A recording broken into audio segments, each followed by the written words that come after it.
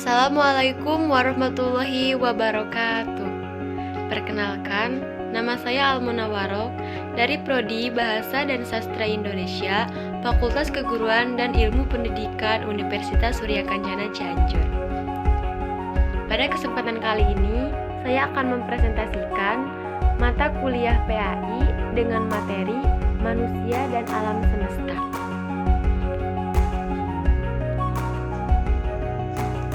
Pengertian manusia. Manusia adalah makhluk yang hadir pertama kali di dunia, merupakan asal-usul kehidupan di alam semesta. Asal-usul manusia, menurut ilmu pengetahuan, tidak bisa dipisahkan dari teori tentang spesies baru yang berasal dari spesies lain yang telah ada sebelumnya melalui proses evolusi. Teori evolusi yang diperkenalkan oleh Darwin pada abad ke-19.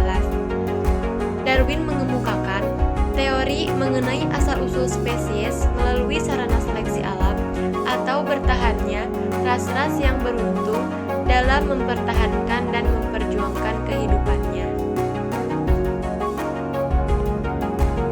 Evolusi manusia menurut ahli paleontologi dapat dibagi menjadi 4 kelompok berdasarkan tingkat evolusinya, yaitu 1.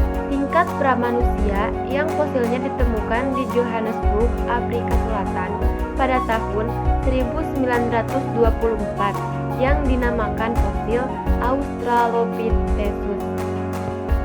Yang kedua, tingkat manusia kera yang fosilnya ditemukan di Solo pada tahun 1891 yang disebut Pithecanthropus erectus. Yang ketiga, manusia purba, yaitu tahap yang lebih dekat kepada manusia modern yang sudah digolongkan genus yang sama, yaitu Homo, walaupun spesiesnya dibedakan. Fosil jenis ini ditemukan di Ninder karena itu disebut Neanderthalensis dan kerabatnya ditemukan di Solo, Homo soloensis. Yang keempat, manusia modern atau Homo sapiens yang telah pandai berpikir, menggunakan otak dan nalarnya.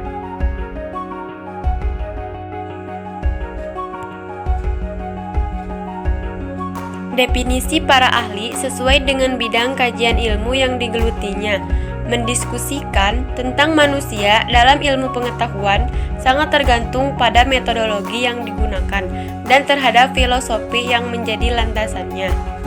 1. Teori psikoanalisis menyebut manusia sebagai homo volens atau manusia yang berkeinginan.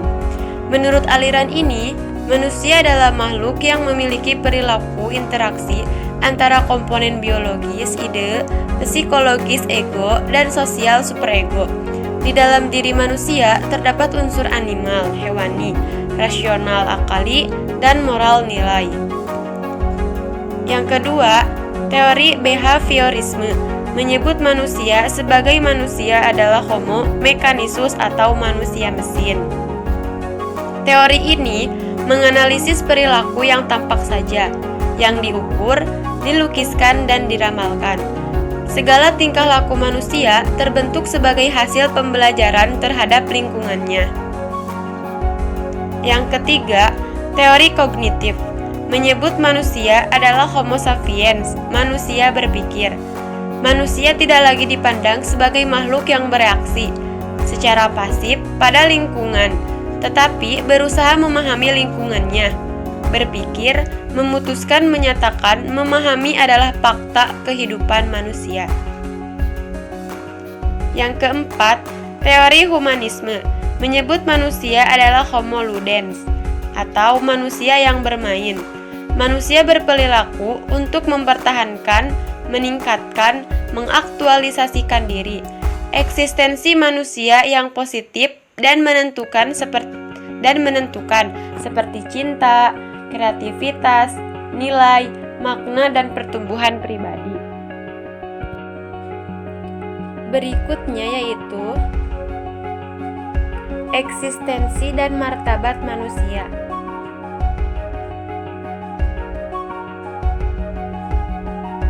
Al-Quran menggambarkan manusia sebagai makhluk pilihan Tuhan, sebagai khalifahnya di muka bumi, serta sebagai makhluk yang semi samawi, yang dalam dirinya ditanamkan sifat mengakui Tuhan, bebas, terpercaya, rasa tanggung jawab terhadap dirinya maupun alam semesta, serta dikaruniai keunggulan atas alam semesta, langit dan bumi.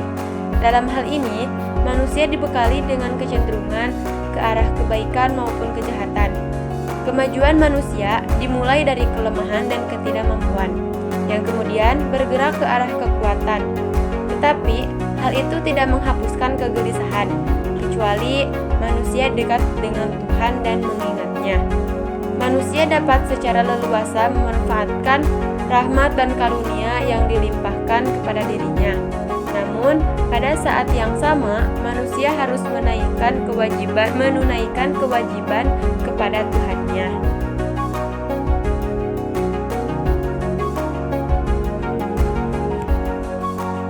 Manusia sebagai hamba dan khalifah Allah. Nah, sebagai makhluk Allah, manusia mendapat amanah yang harus dipertanggungjawabkan di hadapannya. Tugas hidup yang dipikul manusia di muka bumi adalah tugas kekhalifahan, yaitu tugas kepemimpinan, wakil Allah di muka bumi untuk mengelola dan memelihara alam. Khalifah berarti wakil atau pengganti yang memegang kekuasaan. Di samping peran manusia sebagai khalifah Allah di muka bumi yang memiliki kebebasan, dia juga sebagai seorang hamba Allah. Seorang hamba harus taat dan patuh kepada perintah Allah. Kekuasaan manusia sebagai khalifah Allah dibatasi oleh ketentuan-ketentuan yang telah digariskan oleh yang diwakilinya, yaitu hukum-hukum Tuhan, baik yang tertulis dalam kitab suci Al-Qaul maupun yang tersirat dalam kandungan pada setiap gejala alam semesta Al-Kaun.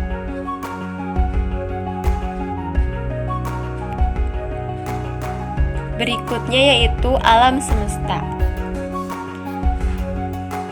Hubungan manusia dan alam semesta. Hubungan historis. Manusia menganggap dirinya adalah satu-satunya makhluk beradab yang ada di alam ini. Dengan sendirinya timbul rasa kagum, takut, dan heran pada diri manusia itu sendiri.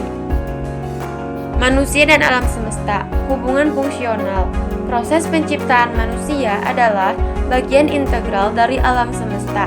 Dalam sistem kosmos, manusia dan alam semesta merupakan satu kesatuan yang tak terpisahkan karena memiliki keunggulan dalam sistem kesadaran. Maka alam semesta menjadi sebuah objek yang sangat penting dalam kehidupan manusia. Berikutnya, istilah manusia dalam Al-Quran.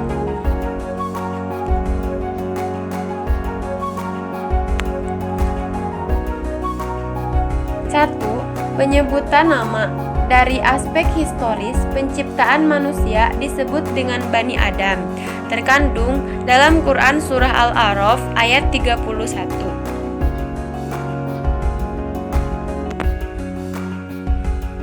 Aspek historis penciptaan. Al-Quran menjelaskan asal-usul manusia berasal dari air, terkandung dalam Quran Surah Al-Anbiya ayat 30. Kenyataannya, air adalah komponen penting dari seluruh sel-sel hidup.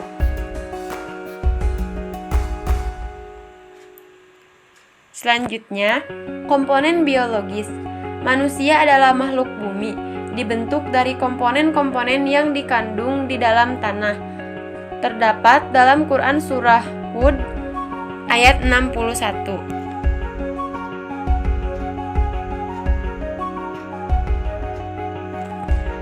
Reproduksi. Dari sisi reproduksi, asal-usul manusia banyak sekali dijelaskan dalam ayat-ayat Al-Quran.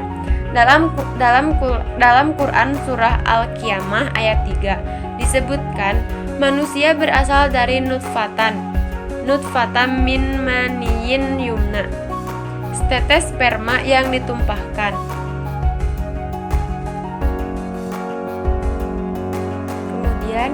Ruh dan nafs.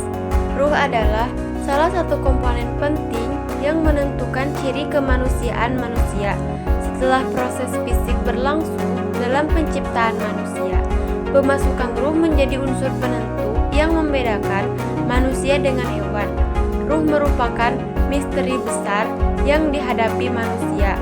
Terkandung dalam Quran Surah Shad ayat 71-72, Quran Surah Al-Imran ayat 85. Ruh adalah getaran ilahiyah, yaitu getaran sinyal ketuhanan sebagaimana rahmat, nikmat, dan hikmah yang kesemuanya sering terasakan seutuhnya, tetapi sukar dipahami hakikatnya.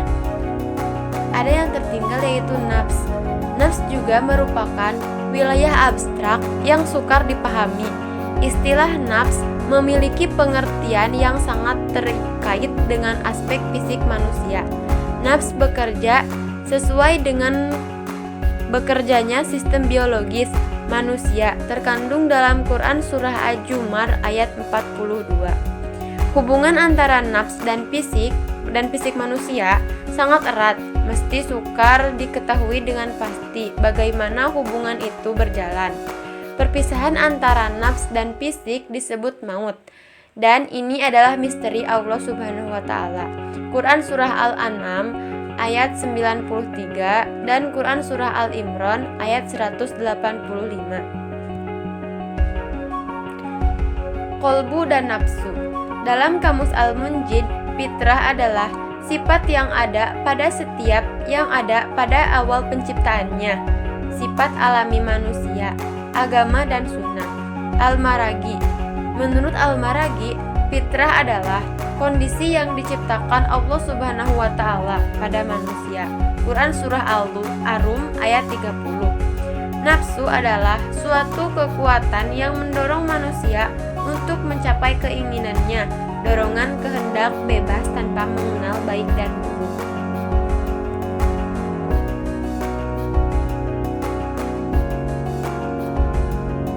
Karakteristik manusia. 1. Aspek kreasi. Apapun yang ada di tubuh manusia sudah dirakit dalam suatu tatanan yang terbaik dan sempurna. Hal ini boleh dibandingkan dengan makhluk lain dalam aspek penciptaannya. Dalam surah At-Tin, Allah Subhanahu wa Ta'ala berfirman, "Sesungguhnya kami telah menciptakan manusia dengan sebaik-baik bentuk." Quran surah At-Tin ayat 4. Yang kedua yaitu aspek ilmu. Hanya manusia yang mempunyai kesempatan memahami. Hewan hanya terbatas pada naluri dasar yang tidak bisa dikembangkan melalui pendidikan dan pengajaran. Manusia menciptakan kebudayaan dan peradaban yang terus berkembang, dan dia mengajarkan kepada Adam nama-nama benda-benda. Keseluruhannya, Quran Surah Al-Baqarah ayat 31. Yang ketiga yaitu aspek kehendak. Manusia memiliki kehendak yang menyebabkan bisa mengadakan pilihan-pilihan dalam hidup. Makhluk lain hidup dalam suatu pola yang telah baku dan tak akan berubah. Sesungguhnya kami telah menunjuknya manusia jalan yang lurus, ada yang syukur, ada pula yang kufur. Quran Surah Al-Insan ayat 3. Yang keempat yaitu pengarahan akhlak. Manusia adalah makhluk yang dapat dibentuk akhlaknya. Manusia dapat berubah perilakunya karena lingkungannya. Mungkin itu yang dapat saya sampaikan, semoga bermanfaat. Wabillahi taufiq wal hidayah. Wassalamualaikum warahmatullahi wabarakatuh.